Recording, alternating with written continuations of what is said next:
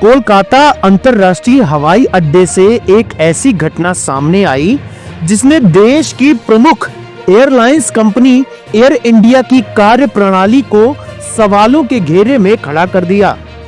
Kolkata airport पर 13 साल से एयर इंडिया का बोइंग 737-200 विमान खड़े खड़े खराब हो रहा था। अब अधिकारियों का उस विमान की ओर ध्यान गया है जिसे उसके आखिरी सफर पर 1900 किलोमीटर के लिए रवाना किया गया है, बल्कि उस विमान को रनवे से नहीं बल्कि रोडवेज से ले जाया गया। इस घटना को मानवीय भूल कहा जाएगा या फिर प्रशासनिक चूक।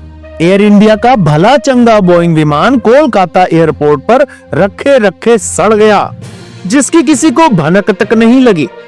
43 साल पुराने इस एयरक्राफ्ट का रिकॉर्ड बही खातों से भी गायब हो गया था।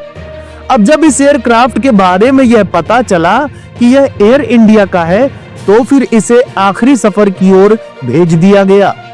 एक रिपोर्ट के अनुसार कोलकाता हवाई अड्डे पर एयर इंडिया का 43 साल पुराना एरोप्लेन खड़ा था, लेकिन किसी को इसके बारे में कुछ भी नहीं पता था, जो कि हैरान कर देने वाली बात है। खास बात यह भी है कि 3 साल पहले निजीकरण के दौरान भी यह विमान कंपनी के बही खातों से गायब हो गया था। चौंकाने वाली बात यह भी है कि एयर इंडिया का बोइंग 737 इकलौता ऐसा विमान था जिसे प्रैट एंड विटनी इंजन के साथ बेचा गया था। एयर इंडिया ने शेष 9 खराब हो चुके विमानों का बिना इंजन के ही निपटारा कर दिया था, लेकिन अपने हैंगर में रखा हुआ एयर इंडिया का एक एयरक्राफ्ट को भूल गए। 13 साल बाद जब ध्यान आया कि हवाई अड्डे पर एक बोइंग विमान सालों से खड़ा है, हालांकि अब एयर इंडिया को भी इस विमान की आवश्यकता नहीं है। यह विमान कोलकाता से ट्रैक्टर ट्रेलर के जरिए बेंगलुरु भेज दिया गया है, जहां मेंटेनेंस इंजीनियरों को प्रशिक्षण देने के लिए इसका इस्तेमाल किया जाएगा।